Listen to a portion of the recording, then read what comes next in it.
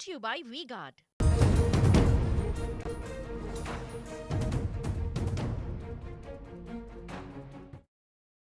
નિવેદન આપ્યું છે આપને જણાવી દઈએ કે એસઆઈટીની કાર્યવાહી યોગ્ય દિશામાં થઈ રહી છે તેવું નિવેદન ગોવિંદ પટેલે આપ્યું છે। રાજકોટ અગ્નિકાંડને લઈને નિવેદન આપ્યું। દોષિતોના મૂળ સુધી એસઆઈટી જશે અને કાર્યવાહી પણ કરવામાં આવશે। રાજકોટની ઘટના પર પૂર્વ મંત્રી ગોવિંદ પટેલ હવે નિવેદન આપ્યું છે।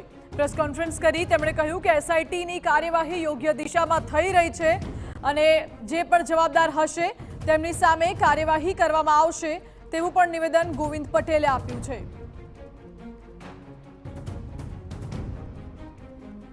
મહત્વનું છે કે રાજકોટની આ દુર્ઘટનામાં અગ્નિકાંડમાં 27 લોકો જીવતા હોમાઈ ગયા હતા।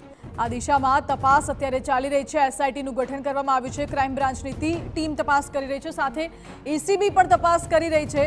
જે અધિકારીઓના નામ ખુલ્યા છે, 6 જેટલા આરોપી અધિકારીઓના નામ ખુલ્યા છે, તેમના વિરુદ્ધ પણ કડક તપાસ કરવામાં આવી રહી છે।